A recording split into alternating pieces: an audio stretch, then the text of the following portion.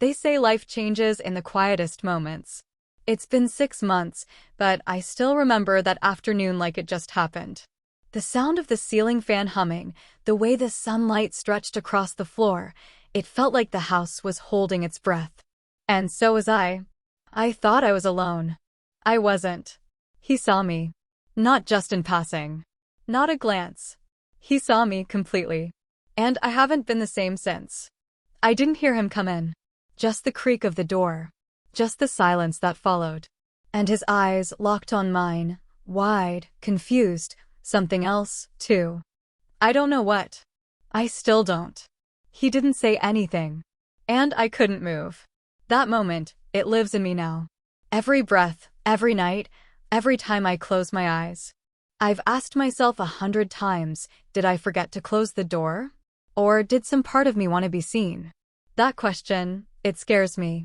Because once you see yourself through someone else's eyes like that, there's no going back. What happened after that? I'll never forget it. I'll tell you everything. But before I do, subscribe to Heartfelt Tales Unfold. Because what happens behind closed doors changes everything. David and I used to be in love. Or, at least I thought we were. When we first got married, there was warmth. There was effort. There were nights when he'd look at me like I was the only woman on earth. But somewhere along the way, the spark turned into smoke. Barely there, always fading. These days, it feels like we're just two people living side by side. Sharing space.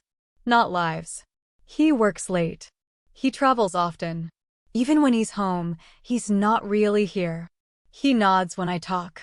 He says all the right words, but they're hollow, like reading from a script he's long forgotten how to mean. And then there's Eli, David's son, my stepson. He was 13 when I met him. I remember how quiet he was, how he held his backpack to his chest like it was his armor. His mother had just passed. Cancer. Quick and cruel.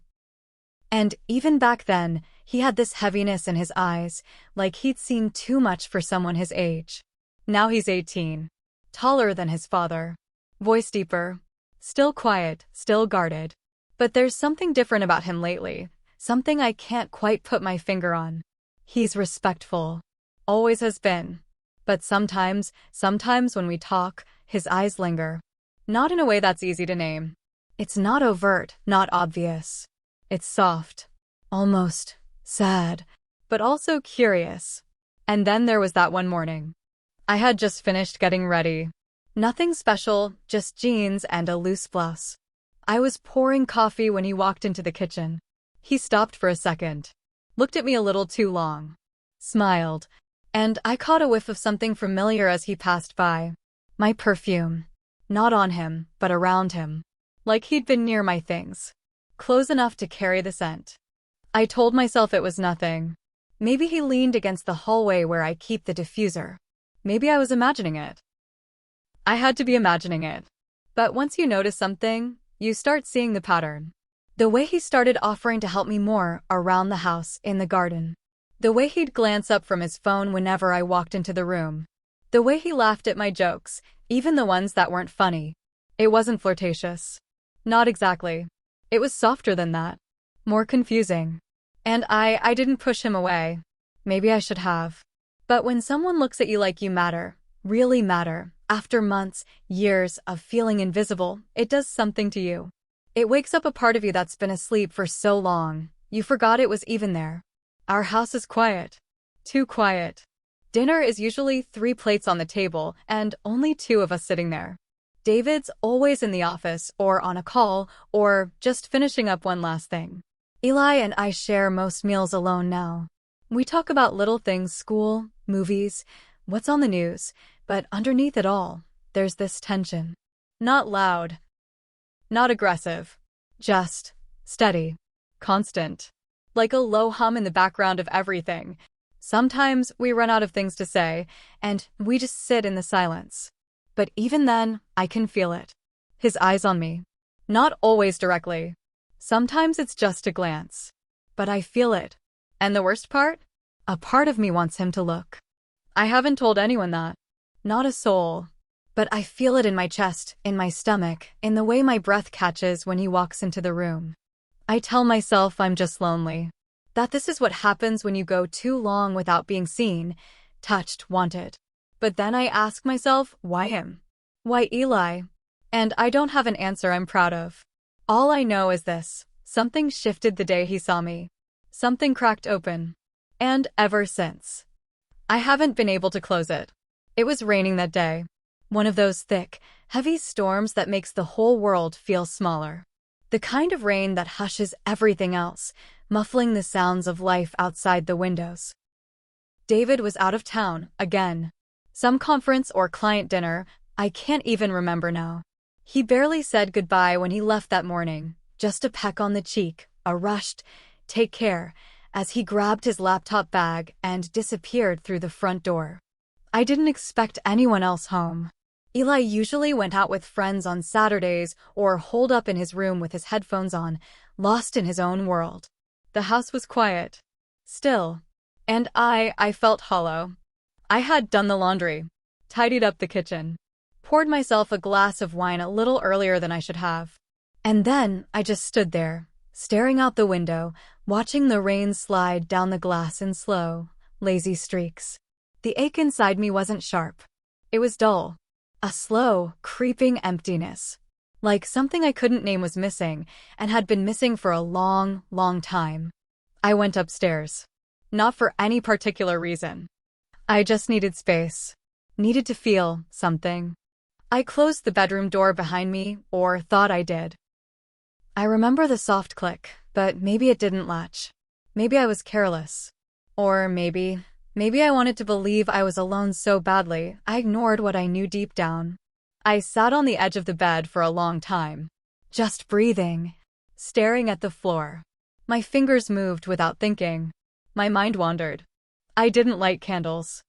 I didn't put on music. It wasn't some grand fantasy or sultry escape. It was raw. Quiet. Desperate. I let my hands trace over my skin like they hadn't in years. Not out of lust, but out of longing. Out of a need to remember that I could still feel. That I hadn't disappeared entirely. For a few brief moments, I let go. I let myself imagine something warmer.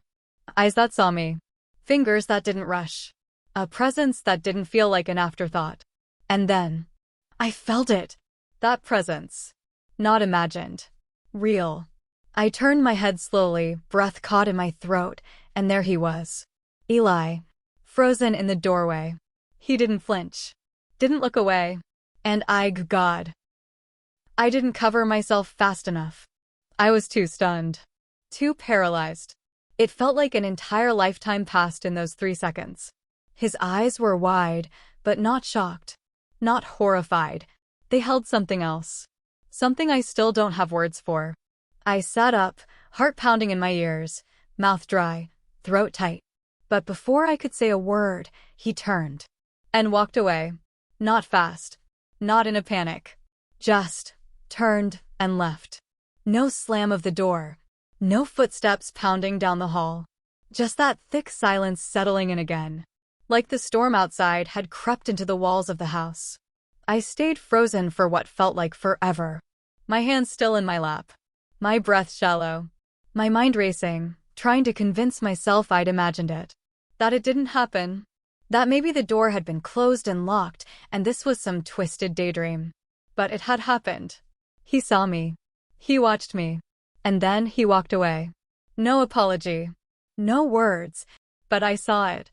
I saw the way his chest rose and fell. The way his fingers curled slightly as he turned. The way he hesitated, just a moment before leaving. That moment wasn't accidental. And that silence that followed? It was louder than anything I've ever heard. I didn't sleep that night. Every time I closed my eyes, I saw his face in the doorway. Still. Quiet. Watching.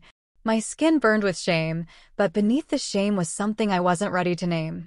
Something that curled in my chest like a secret. A dangerous one. The next morning, I woke up early, made coffee, and sat at the kitchen table trying to pretend everything was fine. Normal. Just another Sunday. But it wasn't. I couldn't stop thinking about it. About him. Did I forget to lock the door? Or did I leave it open? That question chased me like a shadow. I wanted to believe it was a mistake, an honest slip. I'd been alone in that house so many times. Why would that day be any different? But the truth is, I hadn't checked the lock. I hadn't thought to. And the more I sat with that, the more it gnawed at me. I avoided him for days. Every time I heard his footsteps, I'd duck into another room or pretend to be busy. I couldn't look at him without my heart racing, without my stomach twisting in knots. I was scared of what he thought, of what he felt, of what I might feel if I let myself face it. But Eli, he didn't avoid me. In fact, he started showing up more. Sitting at the counter while I cooked. Asking if I needed help folding laundry. Little things. Nothing direct. Nothing inappropriate. But enough to keep me on edge. And that look in his eyes? It hadn't gone away. It was subtle. Soft. But it was there. There were moments, quiet, blink-and-you'll-miss-it moments, where I caught him watching me. Not like before. Not like the doorway. But closely. Attentively. Like he was trying to read something on my face I hadn't written yet. I told myself he was just young. Confused. Maybe he didn't even understand what he saw. Maybe it was all a misunderstanding. But I was lying. To myself. Because late at night, when the house was quiet and David was asleep next to me with his back turned like he always was, my thoughts went to Eli. Not just the memory of that moment, but the feeling it stirred. I started dreaming about him. Not every night. But often enough that I'd wake up breathless, cheeks flushed, thighs pressed together like I was trying to trap the heat before it slipped away. Dreams where his hands found mine. Dreams where the silence between us broke wide open into something, unspoken but understood. I hated myself for it. And yet, I didn't stop it. I'd lie awake, staring at the ceiling, torn between guilt and longing. Between the life I had and the fantasy that kept creeping in, uninvited but never unwelcome. I started wearing different clothes around the house. Not anything dramatic. Just softer fabrics. A little more skin. A dress with thinner straps. A button undone that didn't need to be. I told myself it was just for me. That I wanted to feel good again. That it had nothing to do with him. But I knew. I knew the way I lingered a little longer in the kitchen when he came in. The way I laughed more easily when he made a joke. The way I waited, hoped for our paths to cross. I hated that I noticed the way his voice had changed. The way his jawline had sharpened. The way his presence filled a room differently now. I was supposed to be the adult. The parent figure. The safe one. But nothing felt safe anymore. My body betrayed me. My mind betrayed me. I kept telling myself that nothing had happened. That I'd done nothing wrong. But that wasn't true. Because something had happened. Something real. Something I couldn't undo. And the more I tried to ignore it, the louder it got inside me. This wasn't just about being seen. It was about being wanted. And I hadn't felt that in so long, I'd forgotten how powerful it was. How dangerous. I'd like to say I found clarity in that time. That I made a choice. That I decided to pull back, draw a line, remind myself of what was right. But I didn't. I drifted through those days in a fog. Half afraid he'd bring it up, half afraid he wouldn't. And all the while, that moment in the doorway looped over and over in my head. His eyes, my breath, the silence, and the part of me, small but alive, that didn't regret it. It started with small things. He offered to help more around the house. Innocent enough, at first. Washing dishes, setting the table, chopping vegetables next to me in the kitchen. But there was something different now in the way he moved, the way he stood a little closer than before. Not obvious. Not inappropriate. Just close. Too close. I could feel the heat of him beside me. Could hear the way his breath caught when our arms touched by accident. Or maybe it wasn't an accident. Maybe nothing was anymore. One evening, as I reached across him for the salt, our hands brushed. Just a touch. Skin on skin. But it was like time stopped. We both froze. Not speaking, not breathing. Just staring at each other. I should have laughed it off. Should have stepped away, created distance. But I didn't. I looked at him. And he looked back. Not like a boy. Not like a son. But like a man. Hungry, curious, and waiting. We said nothing. But in that silence, something passed between us. Something wordless. Something that shook me. Later that week, I was gathering laundry. I went into his room, just for a moment. I wasn't snooping. I wasn't looking for anything. I was just grabbing his clothes like I'd done 100 times before. But something caught my eye. His sketchbook. It was lying open on his desk, pages flipped up like the wind, or maybe his hands had left it that way. I don't know why I looked. Maybe I already knew. But there I was, staring down at a pencil drawing. Of me. It wasn't crude or childish. It was soft. Detailed. Beautiful, even. My face tilted in thought. Hair tucked behind one ear. The way I sometimes look when I'm reading in the living room and forget the world is there. He'd captured me. Not as a mother. Not as a step anything. But as a woman. And my stomach twisted. When he came home that evening, I confronted him. I tried to keep my voice even, calm. Asked him what it was. Why he'd drawn it. He didn't deny it. He didn't look ashamed. He looked scared. But not because he was caught, because of what it meant. Because I had seen what he'd tried to keep hidden. I didn't mean anything by it, he said quickly, voice trembling. I was sketching. That's all. But I saw the flush in his cheeks. The way he wouldn't meet my eyes. The way his fingers tightened into fists at his sides. He left the room before I could say anything more. And I stood there, alone, holding the weight of that sketchbook like it might burn a hole through my hands. That night, I couldn't sleep. Again. I lay in the dark, eyes open, heart pounding, mind racing. Every part of me alive and raw in ways I didn't know how to name anymore. Then came the knock. Soft. Hesitant. I knew it was him. I don't know what possessed me to open the door. Maybe I wanted to tell him to stop. Maybe I wanted to ask why. Maybe I just wanted to see his face and remind myself that this was real. He stepped inside. He didn't get too close. He stood by the door, hands in his pockets, eyes on the floor. I'm sorry, he said quietly. I shouldn't have drawn you. I shouldn't have. He stopped. I waited. Then he looked at me. And what he said next, I'll never forget it. I didn't mean to, but I can't forget what I saw. His voice was barely above a whisper, like it hurt to say it out loud. I couldn't breathe. I wanted to scream. I wanted to run. I wanted to cry and yell and tell him to leave, to forget, to erase it all. But instead, I stayed. I stood there, in my nightgown, in the quiet, looking into the eyes of someone who had seen me more clearly than anyone had in years. And I didn't move. Not forward. Not away. Just stayed. Because something in me had already crossed a line. Even if nothing had happened yet, something had changed. And deep down, I knew this wasn't the end. It was only the beginning. The rain had been coming down since early evening.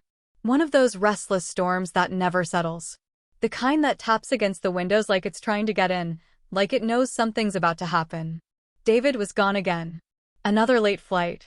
Another business trip. I didn't ask where. I didn't care anymore. I just nodded, kissed his cheek, and watched the door close behind him. I stayed downstairs that night. The house was quiet, but not peaceful. It felt like the air was holding its breath. I was standing at the kitchen sink, staring into nothing, hands wrapped around a warm mug I wasn't even drinking from. The only sound was the rain. Then I heard him. Eli. I didn't turn at first. I knew it was him. I knew the sound of his footsteps, so careful, like he never wanted to disturb the world around him. He stepped into the room and stopped. I could feel his presence behind me. Silence. I waited. Then, softly, he said, I think I should move out. My heart dropped. Just like that. No build-up. No warning. Just those 6 words. I turned around, finally, and looked at him. His eyes were serious. Tired. There was something heavy in them, like he'd been carrying the weight of everything he hadn't said. I can't stay here, he whispered. It's not right. I stepped forward, slowly, not thinking, just feeling. Please don't, I said, my voice shaking. Don't leave. He looked at me like he didn't understand. Or maybe he did, and that's what scared him. We stood there, barely a breath apart. The storm outside growing louder, wilder, like it was echoing what was happening inside me. Then I did something I didn't plan. I reached for him. I touched his arm. Just gently. And he stepped into me. We hugged. But it wasn't just a hug. It was something else. It lasted too long. Our bodies fit too easily. My face pressed against his chest, and I could feel the way his heart raced. I knew I should pull away. I knew it. But I didn't. And when I finally tried, when I shifted to step back, he didn't let go. His hands stayed on my waist. Mine stayed on his chest. And our faces were suddenly, somehow, just inches apart. He looked at me. And I looked at him. Neither of us moved. Neither of us needed to. Because in that suspended second, the line we weren't supposed to cross had already blurred into nothing. Maybe it was just a kiss. Soft. Breathless. A whisper of one. Maybe it was more. I'm not going to say. Not because I'm protecting him, or myself, but because I'm not sure I can explain it. Not with words. Not with rules. Not with labels. All I know is what I felt. And what I felt was alive. In that moment, nothing else existed. Not guilt. Not marriage. Not right or wrong or what the world would say if they knew. Just heat. Silence. And us. We didn't speak after. We didn't need to. He left the kitchen without a word. And I stayed, standing there in the dark, heart-pounding, skin-tingling, mind a mess. Something had happened. Something real. And there was no undoing it. After that night, the silence came back. But it wasn't the same as before. It was thicker now. Sharper. Like glass between us, see-through but dangerous to touch. Eli and I stopped speaking. We didn't have to say it out loud. We both knew we'd crossed something we couldn't uncross. Whatever boundary we pretended existed had vanished the moment we didn't step away. He started avoiding me. Didn't come to the kitchen when I cooked. Didn't sit at the table when dinner was ready. Some nights he skipped meals altogether. I'd hear the door to his room shut, quiet and final. And me? I became a ghost in my own home. I moved through the rooms like I was walking underwater, slower, heavier, unsure if I was floating or drowning. I forgot to answer emails. Burned toast more than once. Left laundry in the machine until it smelled of mildew. My hands were busy, but my mind was somewhere else entirely. David came home a few days later. The moment he stepped in, I could feel his eyes on me. Studying me. Not in the way a husband studies his wife out of affection, but in that distant way you look at a picture you know is crooked, but can't quite figure out why. He hugged me like always. Light, perfunctory, absent. But something in his expression lingered. A hesitation. A question he hadn't figured out how to ask. I told him I was just tired. Long week. Didn't feel like myself. And that part was true. I didn't feel like myself. Because I wasn't. I was something else now. Something split down the middle. Something I didn't recognize. One evening, I was upstairs folding towels when I heard David call my name from Eli's room. My heart stopped. I walked in, keeping my breath steady, forcing calm into my voice. He held up the sketchbook. That sketchbook. The one I should have hidden, destroyed, anything. He flipped it open, held the page up. My face. His shading. His detail. Every stroke familiar. Did Eli draw this? He asked, a little confused, but not yet suspicious. My mouth opened before I even thought. No, I said. It's mine.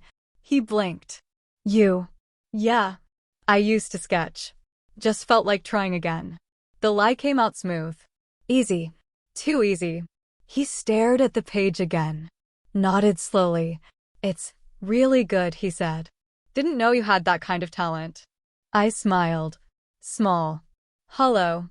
He left the room, still holding the book, flipping through the pages.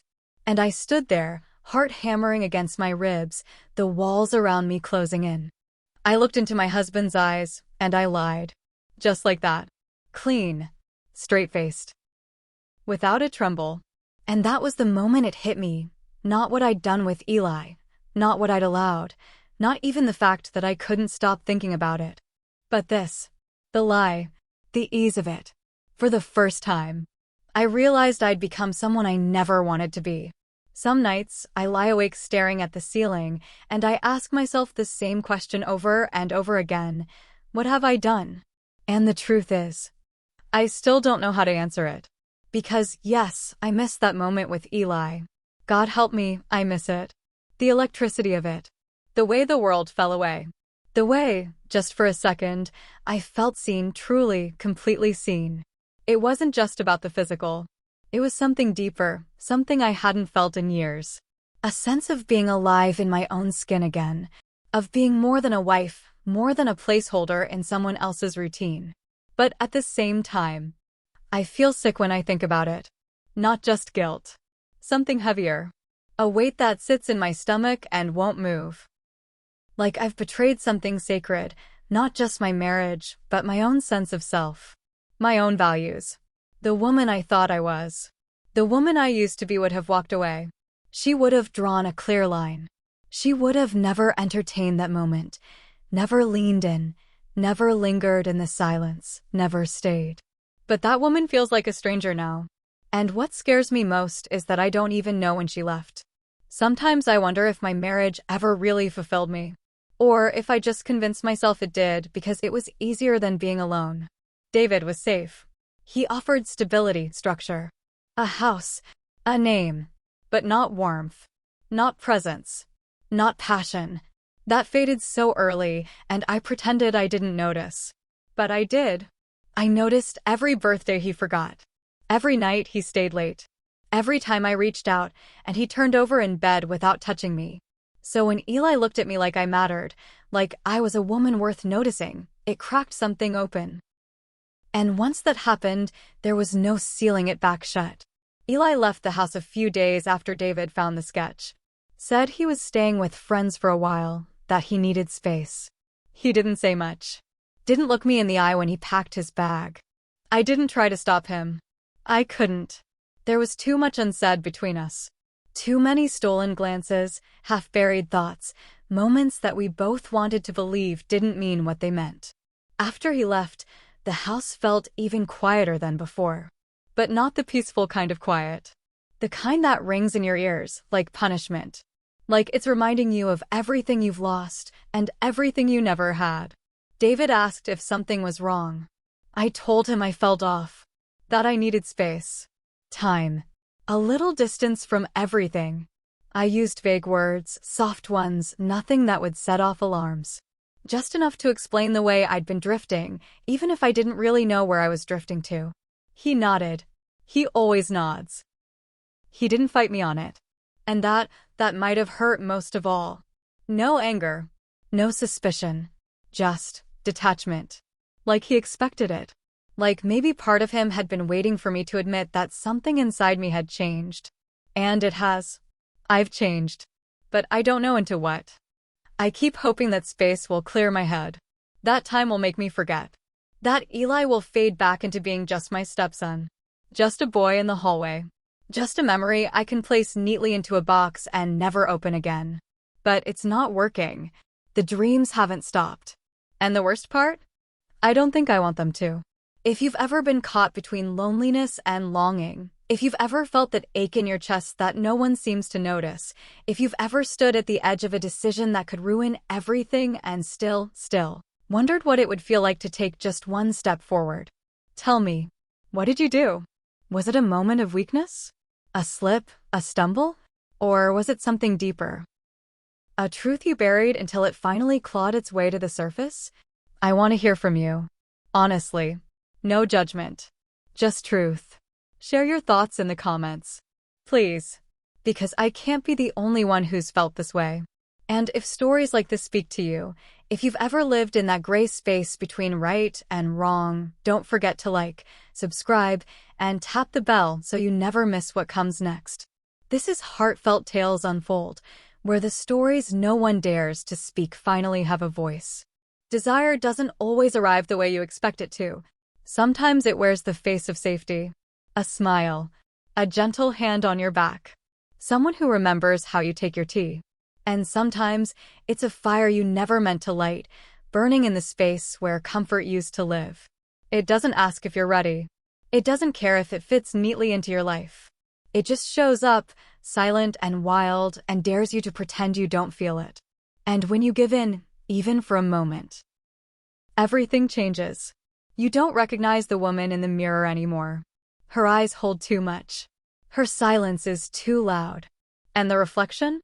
It's fractured, jagged, made of choices she can't take back. That's me now. I'm not telling you this for pity, or to be understood, or forgiven. I just wanted someone to know. To hear the truth, not the version I tell at dinner parties, or the one I feed my husband with tired smiles, or the one I wrap in silence for the sake of peace. Just the truth. Because even if it makes me the villain in someone else's story, at least now I exist in mine.